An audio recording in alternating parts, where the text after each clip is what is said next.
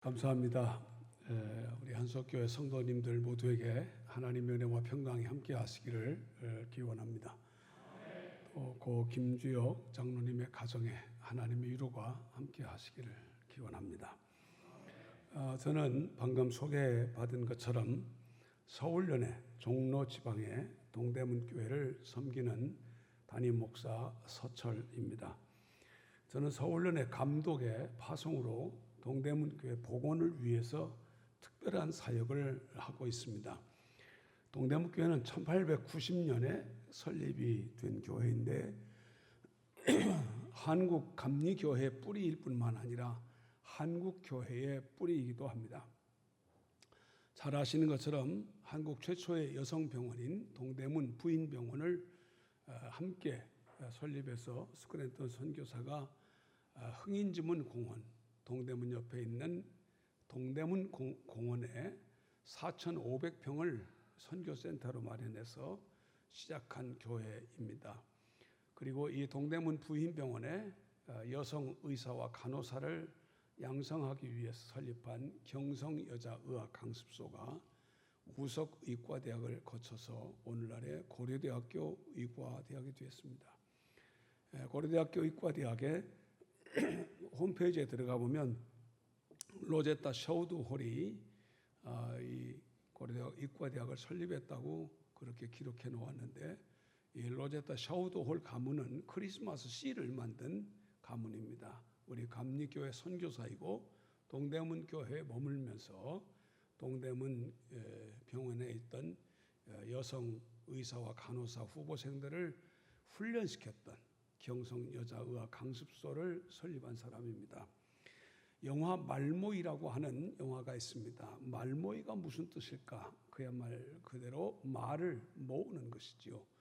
이 말모이의 배경은 동대문 교회와 상동교회를 배경으로 한 영화입니다. 영화이기 때문에 교회를 영화 속에서는 좀 많이 삭제를 해놓았습니다만은 상동교회에서 우리 한국말을 어떻게 정리를 할까 해서 조선어 강습소를 만들었습니다. 동대문에 있던 경성여자의학 강습소가 고려대학교 의과대학이 되었듯이 상동감리교회에 있었던 조선어 강습소는 오늘날의 한글학계가 되었습니다. 그래서 조선어 강습소를 만들었던 상동교회 전덕규 목사 서거 백주기 추모사 때에 오셔서 추모사를 한 사람은 한글학회 이사장이었습니다. 그런데 우리나라 한글은 상동교회의 주시경 권사가 한글을 상동교회 청년들에게 가르쳤습니다. 성경을 한자와 일본어가 아닌 한글로 가르치기 시작한 것이 우리나라의 본격적인 한글 가르침이었습니다. 그의 수제자가 둘 있었는데 한 사람은 고루 이국루라고 하는 사람이고 한 사람은 외솔 최은배라고 하는 사람입니다. 지금도 외솔학회가 있습니다. 이 외솔 최은배의 손자가 현재 말리연 감리교회 장로님이십니다. 그런데 이 외솔 최은배는 대한민국의 한글을 오늘날의 한글 문법으로 거의 이제 확정을 지었고요. 고루 이국루는 북한의 한국어를 정립을 시켰습니다. 그래서 북한이고 남한이고 간에 이 한글에 대해서는 뿌리가 우리 상동 감리교회 조선어 강습소에 있는데, 그 조선어 강습소에 한글을 처음 가르쳤던 주시경이라는 사람을 누가 키워냈냐면 동대문 교회의 목사였던 헐버트 목사가 키워냈습니다. 우리나라가 어디나 가면 부르는 아리랑이라고 하는 노래는 곡조는 있는 민요였지만 그 곡조가 오선지의 악보로는 체보가 되지 않았었습니다. 한국 최초의 아리랑 악보를 만든 사람이 누구누구 하니 동대문교회 목사였던 헐버트 목사입니다. 교회에서 아리랑에 오선지의 곡조를 처음 붙인 겁니다. 이것이 최초의 아리랑 체보라 그렇게 말합니다. 우리나라의 한글을 지금은 띄어쓰기를 통해서 만들고 얼마나 한글이 널리 퍼지는 거 아니 K컬처를 통해서 전 세계 사람들이 한글을 배우고 있습니다. 제가 1월에 이디오피아 선교를 갔었는데 이디오피아 내리자마자 선교사가 하는 이야기가 절대로 사람이 많이 모인 곳에서 한국말로 불평을 하거나 욕을 하지 마십시오. 알아듣는 사람이 많습니다. 이 K컬처 때문에 굉장히 한글을 배우는 사람들이 많습니다. 그런데 이 한글을 가르친 외솔과 고루의 스승인 우리 주시경 선생님을 거슬러 올라가면 그 배우의 헐버트 목사가 있는데 그분이 처음으로 한글 띄어쓰기를 가르친 겁니다. 세종대왕은 한글을 만들었지만 오랫동안 띄어쓰기가 없었어요. 그런데 처음으로 한글을 띄어쓰기 시작한 것이 삼인필지라고 하는 그런 작은 잡지였습니다. 이것이 감리교 목사에 의해서 동대문교에서 시작을 했습니다. 이뿐만이 아닙니다. 한국의 최초의 민간 유치원은 동대문교회에 있었던 이화유치원이었고 동대문교회의 주일학교와 이화유치원에서 불렀던 동요가 그 유명한 동대문을 열어라고 하는 노래입니다. 저희는 매주 주일 예배 때에 이 동대문을 열어라고 하는 곡조에 맞춘 순례자의 노래를 만들어서 먼저 예배를 드립니다. 내 영주를 찬양합니다. 이런 노래를 부릅니다. 이 외에도 위안부 소녀 기념교회를 만들었던 김학순 집사님의 신앙고백도 동대문교회 교인이었습니다. 청계천에 노동자를 대변했던 전태일 열사가 분신하기 전에 왔던 기도자리, 4.19 혁명 때에 학생들이 피난 왔던 피난처 등 그리고 엘리자베스 키스라고 하는 사람이 크리스마스 씨를 그렸던 장소 등 3.1운동 때에 3.1운동을 시작하는 종을 쳤던 타종지로서 어마무시한 그러한 역사를 가지고 있습니다. 한마디로 흥인지문 공원의 4,500평은 감리교회가 한국 민족에게 준 거룩한 성지입니다. 그런데 이것을 우리 감리교회도 잘 모르고 그리고 서울시도 잘 몰라서 성곽 복원을 한다고 하는 명분, 유네스코에 성곽을 등재해야 되겠다 하는 명분으로 그냥 얼떨결에 예배당을 허물어 버렸습니다. 허물고 나서 이것이 대한민국의 3대 기억자 예배당 중에 하나였고 제가 전에 열거했던 수많은 역사가 이 속에 있었다는 것을 돌아가신 고 박원순 시장이 깨닫고 땅을 쳤습니다. 감리교회도 뒤늦게 알게 된 것입니다. 그래서 서울연회에서는 2020년 1월 8일 날 저를 동대문교회 복원을 이루라고 하는 담임 목사로 파송을 했고 동대문교회 복원 예배를 2022년도에 드리면서 본격적으로 동대문교회 명칭 설립일을 복원하고 그리고 스크랜턴 역사 문화원을 설립을 해서 이 일을 추진해 가고 있습니다. 저희는 매주 오후 3시에 그 동대문교회 노천에서 예배당이 있던 흥인지문 공원에서 동대문교회를 사랑하는 사람들의 예배를 드리고 있습니다. 저는 4년 동안 예배를 드렸고 그리고 우리 교회 평신도들은 14년 동안 예배를 드리고 있습니다. 여름에는 비를 맞아가면서 겨울에는 눈을 맞아가면서 이 자랑스러운 동대문 교회를 복원해야 되겠다 그런 마음으로 현재 복원을 이루고 있습니다.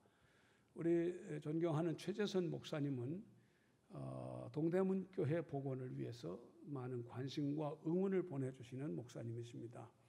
아마도 오늘 저를 이곳에 부르신 것은 이런 짤막한 소개와 함께 우리 한석교회가 동대문교회 복원을 위해서 기도해 주시기를 바라는 마음이 하나였을 것이고 또 하나는 한석교회도 이런 동대문교회 역사와 같이 대한민국의 스토리텔링을 쓸 수 있는 교회로 그리고 거룩한 순례길을 만들어가는 교회로 위대한 교회가 되기를 바라는 마음이었을 것입니다. 저는 그래서 여러분에게 우리 최 목사님의 마음을 담아서 하나는 부탁을 드립니다. 우리 감리교회의 모교회 중에 하나인 동대문 교회가 그런 교회였구나. 이 교회가 복원되기를 간절히 빕니다 하는 기도를 해주시길 바랍니다.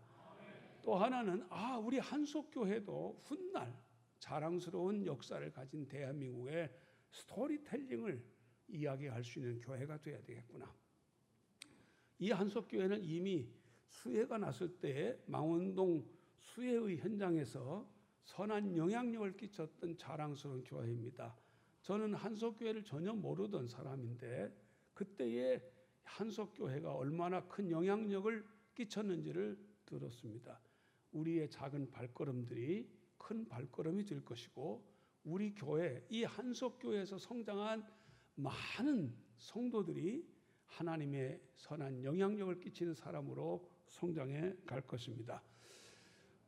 제 친구 중에 한 사람은 친구들이 인문계 고등학교를 진학을 해서 대학을 진학하려고 할 때 또 상고를 나와서 은행에 취직해서 좋은 보직을 받으려고 할 때 또 특수 공고에 진학을 해서 산업 현장에서 새로운 시대를 열려고 할 때 그 어떤 길로도 갈 수가 없었습니다. 집은 가난하고 그리고 자기는 다른 생각이 있었습니다. 그가 좋아하는 것은 병아리였습니다. 한 10마리 정도 되는 병아리를 키우면서 시골에 있는 작은 교회에 할머니 손을 붙잡고 갔습니다. 그때 그 시골 교회는 교인도 적었고 그 교회가 대한민국의 스토리텔링을 쓸 수 있는 교회가 될 거라고는 아무도 생각하지 않았습니다. 근데 그 교회에 마치 존 워너메이커라고 하는 백화점의 왕을 키워낸 챔버스와 같은 목사가 계셨던 것 같습니다.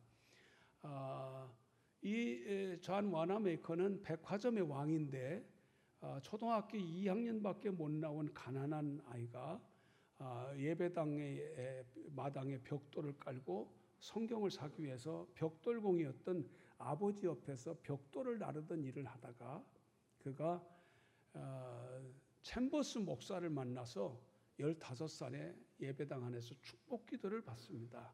챔버스 목사는 그에게 요셉의 형통이 있기를 축복했는데 15살 된 초등학교 2학년밖에 공부를 못한 워너메이커는 아멘을 했습니다. 그리고 내가 믿으면 하나님의 영광을 볼 것이다. 그 말씀을 듣고 이 15살짜리는 그때부터 길바닥에서 좌판을 깔았는데 그 좌판이 잘 되니까 그 좌판과 좌판을 연결하는 말을 체인스토어라고 불렀고 그 체인스토어가 더 많아지니까 한 건물 안에 체인스토어를 다 몰아넣어서 그것이 최초의 백화점이 됐습니다. 그는 훗날 기자가 인터뷰를 하면서 당신을 누가 만들었습니까? 저는 하나님이 만들고 성경이 만들었습니다. 그는 85세가 될 때까지 주일학교 교사를 했던 사람이고 백화점이 왕이 됐고 해리스 대통령이 장관직을 제안했을 때에 주일에는 꼭 교회 가는 걸 전제 조건으로 최신부 장관을 4년이나 했는데 그는 장관을 하면서도 백화점의 회장을 하면서도 주일에는 교회 와서 12시간을 머물렀습니다. 오전 9시에 나와서 오후 9시까지 12시간을 꼬박 교회에서 봉사하면서 그가 죽는 날까지 주일학교 교사를 했고 세계의 주일학교 총재가 됐습니다. 제 친구가 다녔던 교회에도 그렇게 워너메이커를 키웠던 챔버스 같은 목사가 있었던가 봅니다. 병아리 10마리를 키우던 아이에게 축복을 했습니다. 내가 믿으면 하나님의 영광을 보리라. 저도 몰랐습니다. 우린 누구도 알지 못했습니다. 제 중학교 동창들이 811명인데 그때까지 그 아이가 병아리를 키우고 교회를 가서 그렇게 목사에게 축복을 받으면서 이 아이가 교회를 섬기는 좋은 사역자가 될 거라고 생각을 못했습니다. 그는 지금 우리나라의 30대 재벌의 회장이 됐고 여러분이 제일 많이 먹는 닭고기 회사 하림의 회장이 됐습니다. 하림의 회장인 김홍국 장로는 제 중학교 동창입니다. 그가 오라고 그래서 논현동에 있는 하림의 사옥 근처에 있는 식당에서 우리 중학교 동창 가운데 예수 믿는 사람들만 따로 모였던 적이 있습니다. 밥 먹는 내내 3시간 가까이를 간증을 하는데 제가 정말 감동을 받았습니다. 그가 어렸을 때에 하림의 회장이 되고 익산 신광교회를 자기 부지를 제공해서 예배당을 짓고 거기에 수십억의 건축원금을 할 것이라고 제가 중학교를 다니던 1971년, 2년, 3년에는 아무도 몰랐습니다. 교회는 위대한 공동체입니다. 오늘날의 이화여자대학교 의과대학과 목동병원, 마곡동병원, 서울병원을 보고 고려대학교 의과대학, 안암병원, 그리고 구로동에 있는 고려대 병원을 보면서 저것이 동대문교회 선교센터 안에서 시작됐을 거라고 100년 전에 누가 생각했겠습니까? 여러분, 교회에 떨어진 복음의 씨앗은 위대한 것입니다. 우리 한석교회는 그런 위대한 역사를 써가고 있는 것입니다. 자부심을 가지시고 자존감을 가지시길 바랍니다. 우리가 드리는 예배는 대단히 소중합니다. 우리는 전에는 예배를 쉽게 생각한 건 아니었지만은 이런 생각이 있었습니다. 우리가 교회 빠져도 못 돼. 내가 가기만 하면 되지 뭐. 언젠가는 갈 거야. 우리는 예배하는 것이 소중하다는 생각을 하면서도 사실 그렇게 절박하게 생각을 못했는데 코로나 상황이 벌어져서 거의 2년에서 3년 가까이 예배당 문을 닫아보고 나서야 교회를 갈 수 없는 상황이 올 수도 있겠구나. 저는 아주 눈꽃만큼 민주화 운동을 했습니다. 광수화 때 비디오를 강화읍 십자의원에 틀어놨었고 6월항쟁에 참여해서 적극적인 운동을 했던 사람인데 합법적으로 평양에 2번을 봉사를 갔습니다. 한 번은 서부연의 대표로, 한 번은 이일화 회장과 함께 군 네이버스의 대표로 갔습니다. 깜짝 놀랐습니다. 교회가 없습니다. 저는 봉수교회에서 예배하며 특별 찬양을 했고 칠굴교회 가서도 예배하며 기도를 드렸고 낭랑 속회에 가서 속회 예배도 드렸지만 모두가 위장이었고 전시용이었습니다. 제가 한 번만 갔으면 이런 말을 합니다. 첫 번째 갔던 그곳을 똑같이 2번째 찾아갔는데 전혀 다른 이야기를 하는 모습을 보고 381개 가까이 되는 감리교회가 다 허물어졌습니다. 여러분, 우리가 예배할 수 있다고 하는 것이 얼마나 소중한지 아십니까? 우리가 공기가 늘 있을 때에는 공기가 중요한 걸 모르지만 미세먼지가 세거나 연기에 질식을 하기 직전이거나 우리가 호흡이 끊겨질 때에 숨을 쉴 수 있는 공기가 얼마나 소중한지를 뒤늦게 합니다. 예배는 우리의 영혼이 살아나는 위대한 순간입니다. 여러분 예배에 꼭 성공하시길 바랍니다. 저는 목사입니다. 83년에 목사가 됐고 81년부터 목회를 했으니까 44년째 목회를 하고 있습니다. 어느 날 제게 무서운 시험이 있는 걸 알았습니다.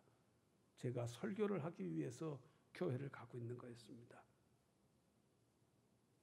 목사가 설교하기 위해서 교회를 간다는 얘기가 별로 여러분에게 긴장감이 없습니까? 여러분을 한번 돌아보시죠. 장로님은 주일에 교회에 오시면서 오늘 주일헌금을 어떻게 계수하고 어떻게 교회를 경영할까 머릿속에 복잡할 수 있습니다. 찬양대원은 우리가 준비한 찬양을 어떻게 교인들에게 감동적으로 선사할까 거기에 집중되어 있습니다. 밥을 하는 여성계 회원들은 주방에서 어떻게 하면 맛있는 밥을 할까 그 양념과 재료를 가지고 고민하다가 어떤 때는 다투기도 합니다. 제가 있던 교회는 안타깝게도 주방에서 싸우다가 경찰을 부른 적도 있었습니다. 오늘날 한국 교회에 일어나고는 수많은 일들을 우리가 바라보면서 목사인 저 자신부터 회개한 것이 뭔고 아니야. 내가 설교하러 교회를 갔기 때문에 시험이 들었구나. 나는 오늘 여러분이 예배 전에 불렀던 찬양처럼 예배자로 교회에 가야 됩니다. 꼭 기억하십시오. 좀 짜면 물을 섞어 먹으면 되지 않습니까? 싱거우면 소금을 쳐 먹으면 되고요. 여러분, 교회를 경영을 여러분이 잘해서 삼성그룹을 만드시겠습니까? 그러면 이재용 씨가 와서 교회 목회를 해야 구원이 이루어질 것입니다. 교회는 아무리 경영을 잘하고 세무사가 와서 정확하게 회계 처리를 한다고 할지라도 한 명도 구원하지 못합니다. 우리는 아무리 위대한 백종원 씨 같은 요리 전문가가 와서 요리를 한다고 해도 그 요리를 먹고 천국 가는 게 아닙니다. 밥은 좀 엉성하게 해도 괜찮습니다. 우리가 속이거나 또는 교회 재정을 횡령만 하지 않으면 조금 허술해도 괜찮습니다. 목사님 왜 손님을 대접하는데 10,000원짜리를 대접합니까? 교회 어려우니까 8,900원짜리 하시죠. 10,000원짜리를 고집할 필요도 없고 8,900원짜리를 가지고 고집할 필요도 없습니다. 저는 상동교회에 있을 때에 1,000억 가까이를 집행했습니다. 그 교회는 주식회사 2개에 복지시설 3개에 학교가 4개가 있고 교회를 3개를 목사 혼자 다 합니다. 저는 시골에서 어려운 목사가 올라오면 아주 비싼 음식을 사줬습니다. 도시에서 아주 부자 목사가 오면 그 옆에 가서 5,000원짜리 청국장을 먹었습니다. 여러분, 우리는 예배자로 와서 예배에 성공해야 됩니다. 어떻게 하면 성공할 수 있을까요? 요한복음 4장에 하나님은 영이시니 예배하는 자가 영과 진리로 예배한다고 되어 있습니다. 저는 어려서 교회로부터 자라났던 모태신앙인데 교회에서 예배를 드린다고 하는 말을 쓴 사람들이 예배를 본다고 말하는 사람을 무식하다고 멸시하는 것을 본 적이 있습니다. 여러분, 국어를 그렇게 잘하십니까? 우리가 잘하는 동안에 한국의 표준말이 바뀐 것 아시지요? 수많은 말이 바뀌었습니다. 그리고 요즘 아이들이 쓰고 있는 새로운 말들이 표준어로 등재가 되기도 합니다. 예배를 보는 사람은 구경꾼이라고요? 저는 그렇게 생각하지 않습니다. 정확하게 표현하면 예배를 보는 것도 틀리지만 예배를 드리는 것도 맞지 않습니다. 하나님은 영이시니 예배하는 자가. 예배란 말은 형태소 하와 다가 붙어서 예배하다가 정확한 표현입니다. 그런데 예배하다면 어떻고 예배를 드리다면 어떻고 예배를 보다면 어떻습니까? 하나님은 한글을 아실까요? 관심 없습니다. 제가 모른다고 하지 않았습니다. 전지전능하신 하나님이 한글을 모른다 그러면 그 또한 신성모독이 되지 않습니까? 그러나 하나님은 관심이 없습니다. 하나님은 사람을 외모로 취하지 아니하시고 중심을 보십니다. 그의 중심이 하나님을 향하여 참 예배자가 되면 하나님은 그를 위로하십니다. 우리는 성경에 하나님이 주시는 위로의 메시지를 참으로 많이 듣게 됩니다. 시편 94편 18절에 보면 주님, 내가 미끄러진다고 생각할 때에는 주님의 사랑이 나를 붙듭니다. 내 마음이 번거로울 때에는 주님의 위로가 나를 달래줍니다. 하나님은 우리를 위로하실 준비가 되어 있습니다. 혹시 부모에게 버림받은 적 있나요? 부모님들이 이혼하셔서 고통스러운 어린 시를 보낸 적 있나요? 시편 27편 10절을 제가 금요일 밤에 설교했는데 한 부인이 울면서 저에게, 목사님, 제가 이번 주에 남편과 아이들과 함께 올 테니 목사님 저를 도와주세요. 시편 27편 10절은 이런 말씀입니다. 나의 아버지와 나의 어머니는 나를 버려도 주님은 나를 돌보아 주십니다. 9살 때 부모가 이혼하면서 부모 없이 컸는데 39이 됐는데 30년 만에 친아버지가 영동 세브란스 병원에서 임종을 맞이하게 됐습니다. 한 번만 내 친딸을 보겠다고 하는데 30년 만에 아버지를 만나는 마음의 준비가 이 집사님에게는 안 돼 있었습니다. 더 황당한 것은 아버지는 이미 재혼을 했고 어머니도 재혼을 했고, 그래서 이 집에는 많은 친정이 생긴 겁니다.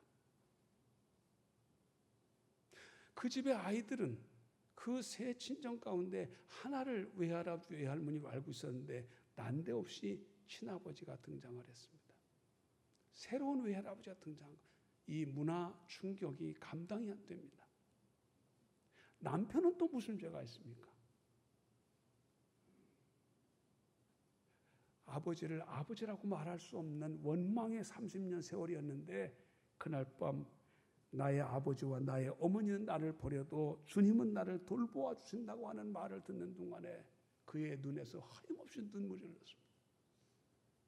제가 그 남편과 그 초등학교에 다니는 어린아이들에게 어른 사이에서 이루어지는 복잡한 가정사에 대해서 충분히 위로의 말씀을 전했습니다.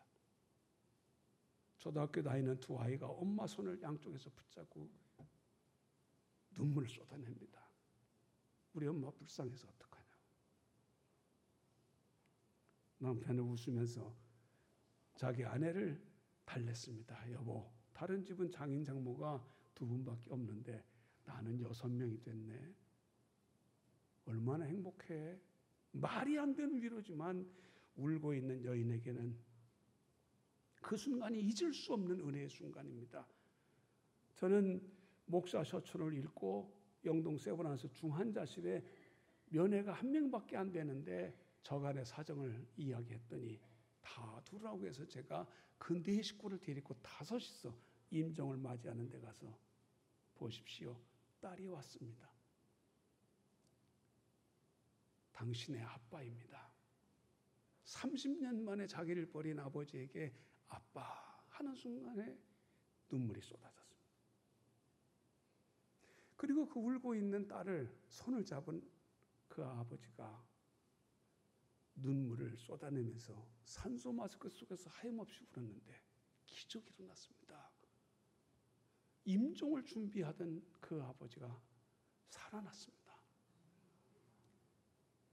여러분, 우리의 신앙심이 얼마나 위대한지를 믿으십니까?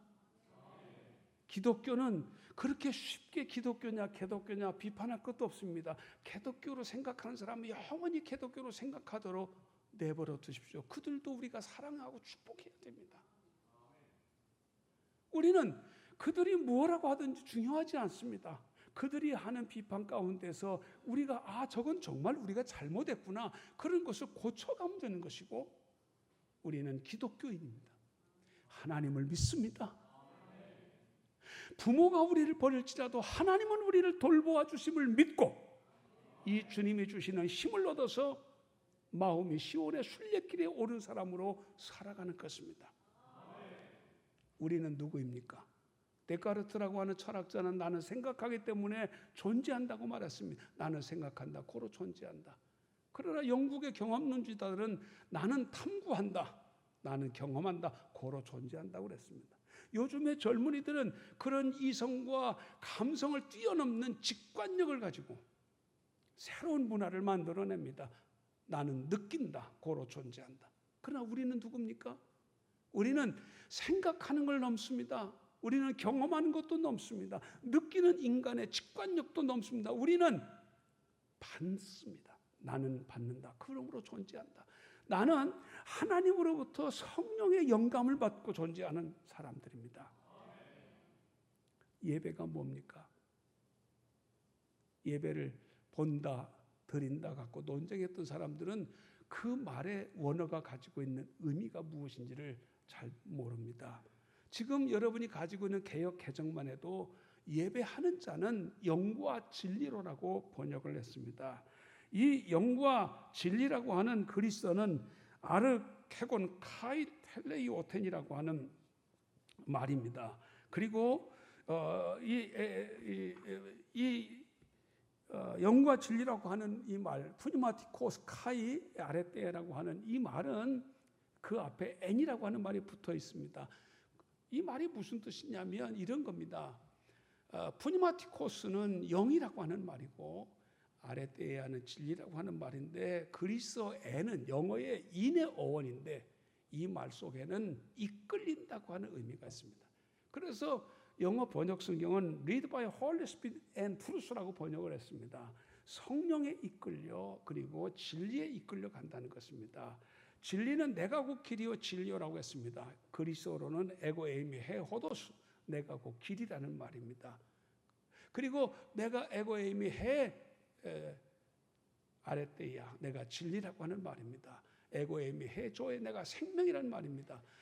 그리고 해라고 하는 그리스어는 정관사기 때문에 유일하다는 뜻입니다. 그러니까 엔프니마티코스 카이 아레테야라고 하는 이 말은 한국말로 번역하면 영과 진리로인데 좀 더 정확하게 말하면 성령에 이끌려 예배하고 예수에 이끌려 예배하는 것입니다. 우리는 성부 하나님께 예배하는데 한 손은 성자가 되시는 예수 그리스도, 진리가 되시는 예수 그리스도에게 이끌려 예배함으로써 십자가 보혈로 구원을 받고 한 손은 성령에 이끌려 예배함으로써 말할 수 없는 탄식으로 우리를 위하여 대신 간구해 주시는 로마서 8장에 나오는 성령님의 손에 이끌려 예배하는 것입니다. 목사가 설교 준비를 잘했다고요? no. 찬양대원이 준비를 잘했다고요? 아닙니다. 장로님들이 또 재물을 맡으신 분들이 아주 회계학적으로 세무학적으로 no. 기독교 2000년 역사에 세무학, 재정학, 경제학을 잘 공부한 사람이 교회를 부흥시켰다는 말 한마디도 없습니다. 교회는 엉성하기 시작했습니다. 교회는 무식하기 시작했습니다. 옥스퍼드 대학의 엘리트였던 존 웨슬리는 길거리에서 은혜를 받았습니다. 그 똑똑한 머리로 그 위대한 선교의 열정을 가지고 미국에 가 선교했지만 돌아오던 런던 항구에서 뭐라고 고백합니까? 오 하나님 나 때문에 저 아메리카의 인디언들은 천국에 가게 되었지만 누가 나를 구원해 줍니까? 그리고 나서 영국 길거리 올더스게이트 거리에서 그가 내 마음이 이상하게 뜨거워졌다고 고백하면서 감리교가 생겨났는데 그때 웨슬리가 예수를 모르던 사람이었나요? 교회 처음 나온 새신자였나요?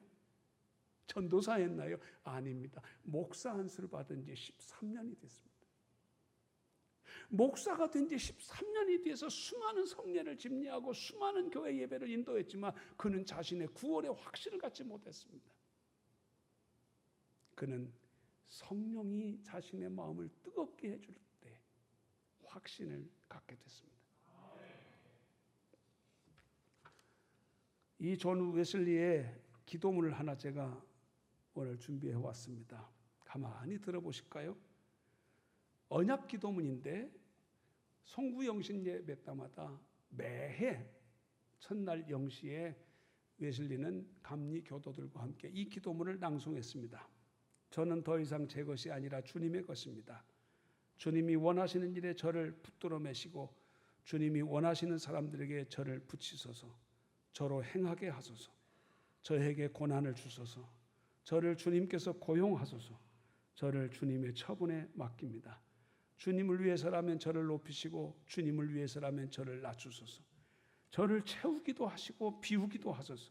저에게 모든 것을 주기도 하시며 또한 제게서 모든 것을 가져가기도 하소서. 제 모든 것을 주님의 기쁨을 위해 쓰시도록 기꺼이 그리고 마음 다해 드립니다. 오 영광스럽고 복되신 하나님, 성부 성자 성령이시여 저는 주님의 것이요 주님은 저의 것입니다. 그렇게 되게 하소서. 제가 이 땅에서 맺은 이 언약을 하늘에서도 확증하여 주소서. 아멘. 해마다 송구영신 예배 때에 웨슬리는 이 기도문을 모든 감리 교인들과 함께 읽었습니다. 우리는 순례길에 오른 사람들입니다. 목사님 나는 성지 순례를 가본 적이 없는데요. 저는 산티아고를 가본 적이 없는데요. 이 망원동의 골목길이 우리의 순례길입니다. 이 길을 걸어가면서 우리는 우리의 삶의 히스토리를 만들어 갑니다. 우리는 이 히스토리가 그냥 걸어가는 헛된 길이 되기도 하고 이 길이 우리에게 악인의 장막에 거하는 길이 되기도 하겠지만 우리는 이 길이 하나님의 문지기도 좋은 거룩한 순례길이 될 수 있습니다. 산티아고를 걸어가던 한국 여인이 있었습니다.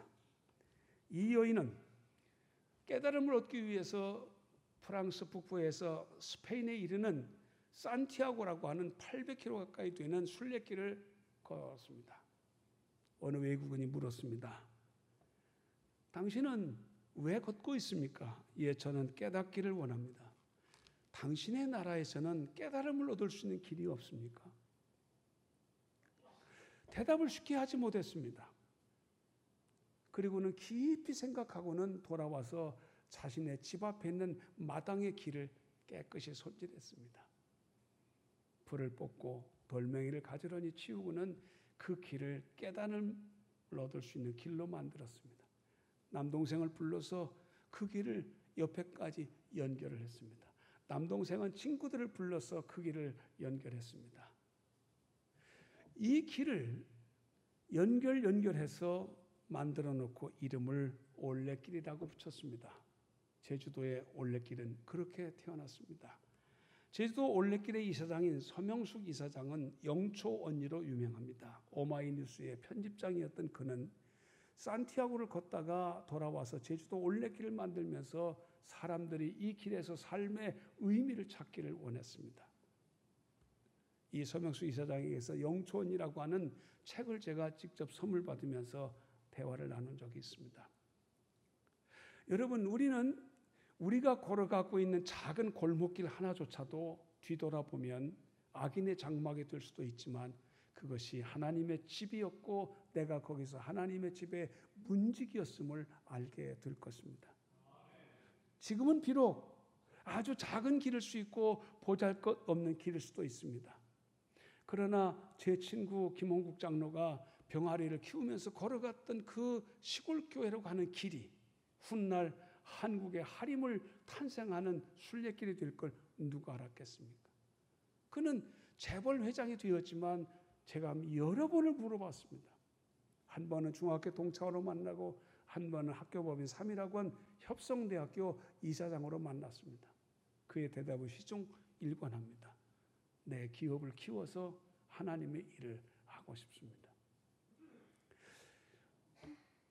꼭 재벌 회장이 되지 않아도 괜찮습니다.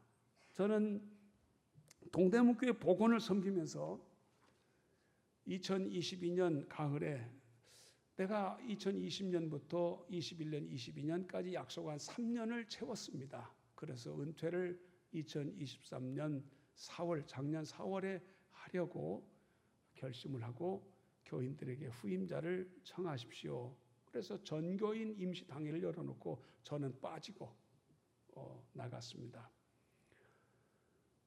그리고 그 전에 제가 전라남도 신안 앞바다에 있는 증도의 12사도 순례길을 걸어갔습니다. 일주일 동안 백팩 하나를 메고 반바지를 입고 길을 걸어가면서 12개의 예배당마다 무릎을 꿇고 진지하게 기도했습니다. 저는 작년 가을에도 제 미국에 사는 의형 부부와 미국 UMC 원로 목사님을 모시고 5명이서 또 걸었습니다.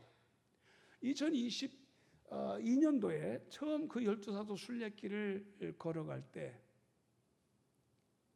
하나님 앞에 제가 그렇게 기도를 드렸습니다. 하나님, 제가 83년도에 목사가 됐는데 40년을 했으니 이제 2023년 4월에는 은퇴를 하겠습니다. 근데 한 예배당을 들어가서 기도를 하는데 하나님의 음성을 들었습니다. 저는 신비주의자가 아니고 뭐 하나님의 음성을 자주 듣는 예언자도 아닙니다.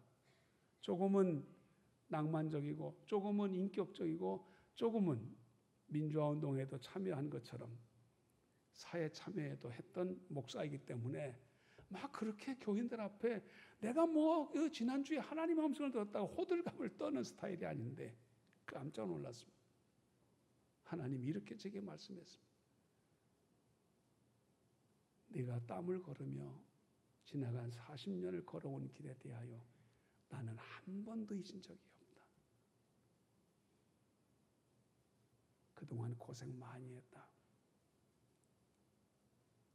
그러면서 저를 꼭 안아주시는데 내가 내 수고와 내 인내와 내 충성을 기억하고 있다.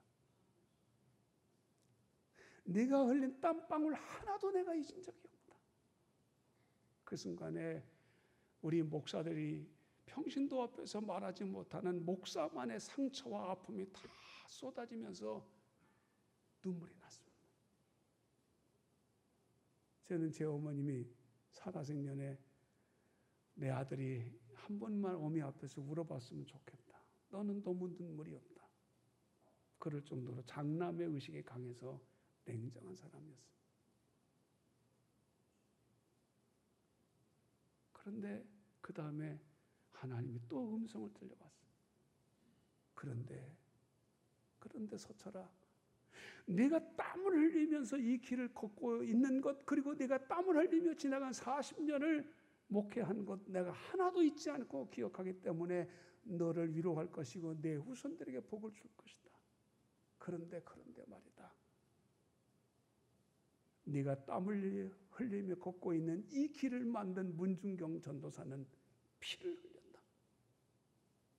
공산당이 쳐들어왔을 때에 죽창으로 이 문중경 전도사를 바닷가에서 찔려서 살해를 했는데 그 죽는 순간에도 그가 했던 마지막 기도는 아버지여 자기들이 무슨 짓거리를 하고 있는지 모릅니다. 저들을 용서해 주십시오.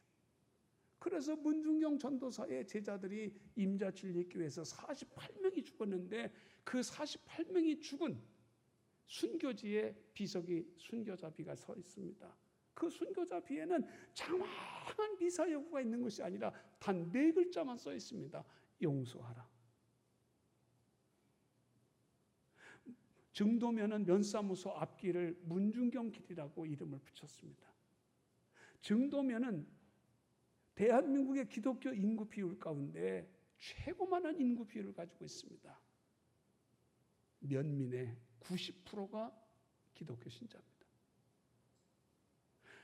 증도면 안에는 절간이 하나도 없습니다. 성당도 없습니다. 우리 개신교, 기독교만 있습니다. 그렇게 그 지역을 만든 사람이 누군가 하니 한 여인이었습니다. 소방 맞은 한 여인, 바느질을 하면서 생계를 꿰맸던 여인이 고무신을 신고 그 노둣길을 걸어다니면서 복음을 전했습니다. 그러다가 마지막 바닷가에서 죽창에 찔려서 죽었습니다. 그런데 죽는 순간에도 자기를 죽이는 공산당원들을 용서하라고 하면서 죽었다는 겁니다.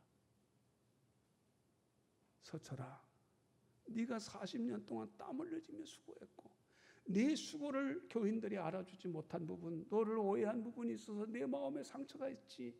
나는 기억하고 있어. 내가 너의 공로도 알아. 고생 많이 했지. 그렇게 안아주시면서 저에게 눈물을 쏟게 하고는 하나님이 저에게 하신 말씀은 뭔고 하니 순례길을 걷는 자는 땀을 흘리지만 순례길을 만든 자는 피를 흘린다고 하는 음성이었습니다. 오늘 여러분이 한석교회를 섬긴 것 위대합니다. 여러분이 지금까지 예수 믿은 것도 위대합니다. 여러분이 땀을 흘리며 걸어왔던 그 모든 삶의 여정은 위대한 것입니다. 반드시 하나님의 위로가 있을 것이고 하나님이 여러분의 후손들에게 복을 베푸실 것입니다. 그런데 거기서 머물지 마십시오. 피를 흘리셔야 됩니다. 왜 우리 기독교가 힘을 잃어간지 아십니까? 우리는 땀을 흘리고 그 땀의 대가를 교회에서 요구합니다.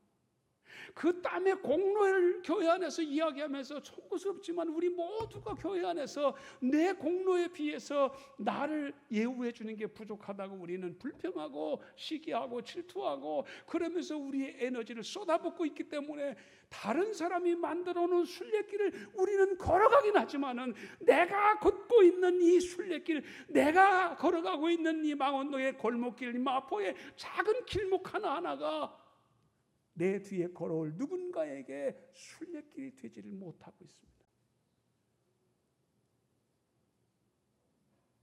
오늘 저는 여기서 제 설교를 마치려고 합니다. 여러분, 땀을 흘리며 순례길을 걸어가는 것도 위대한 신앙입니다. 그러나 새로운 순례길을 만들려면 피를 흘려야 됩니다. 예수가 왜 피를 흘렸습니까? 히브리서 10장에 믿음의 주요 참, 믿음의 주요, 그리고 완성자이신, 믿음의 창시자이며 완성자이신 그 예수님께서는 저 앞에 있는 천국의 소망, 그것을 바라보시면서 부끄러움을 개의치 아니하고 십자가를 참으셨습니다. 그 피를 흘리신 그 길에서 하나님의 구원의 역사가 이루어졌습니다.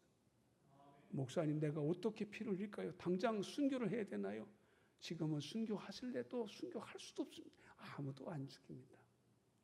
그런데 우리가 흘리는 이 순교의 피는 사실은 내 자존심을 조금만 숙이는 피만 흘려도 기적이 일어납니다. 내 분노를 죽이는 절제의 피만 흘려도 기적이 일어납니다. 내 공로를 교회에서 알아주지 않는다고요? 영원히 모르라고 하세요.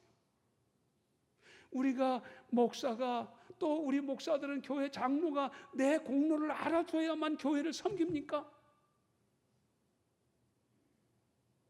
하나님은 왜 믿습니까? 하나님이 우리의 땀에 그 모든 수고한 것을 기억하고 있다고 하는 믿음은 어디에 있습니까? 정말 우리가 하나님을 믿는다고 하면 우리는 죽음의 길을 걸어갈지라도 그 길을 걸어갑니다. 이민아 목사가 젊은 나이에 죽어가면서도 행복하게 죽어간 그 길을 보고 대한민국 최고의 지성인 그의 아버지 이어령 장관이 하나님은 살아있다. 그리고는 지성에서 영성으로라는 책을 쓰고 그가 세례를 받고 기독교에 귀의했습니다.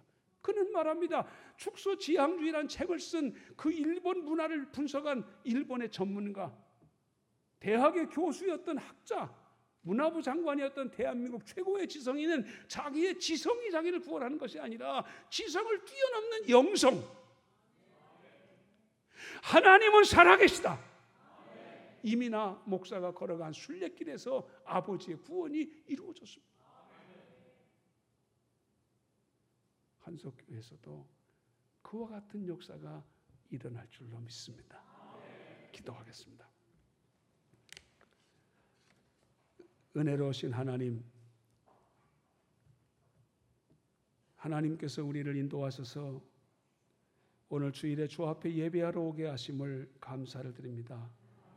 한석교회가 새로운 순례길을 만들어가는 교회가 되게 하시고 한석교회의 역사가 대한민국의 스토리텔링이 되게 하여 주옵소서.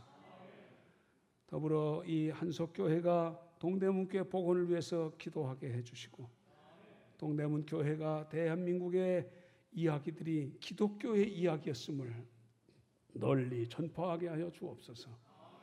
하나님, 우리의 땀을 흘린 대가를 구하려 하지 않겠습니다. 하나님이 아시니 반드시 갚아주실 줄로 믿고 묵묵히 우리의 길을 걸어가겠습니다. 부모가 우리를 버렸을지라도 우리를 돌보아 주신다고 하신 하나님, 우리가 힘들어 미끄러질 때에 사랑으로 우리를 붙들어 주시고 우리가 번거로운 번뇌에 처져 있을 때에도 주님의 위로로 우리를 인도하신다고 하신 하나님, 성령에 이끌려 예배하게 하시고 진리가 되시는 예수 그리스도에게 붙들려 예배하게 하시고 매 주일마다 금요일마다 새벽마다 예배에 성공하게 하여 주시옵소서. 한석교회의 앞날에 하나님의 위대한 역사가, 한석교회 성도들의 가정마다 하나님의 위대한 역사가 일어나게 도와주옵소서. 예수 그리스도의 이름으로 간절히 기도드리옵나이다. 아멘.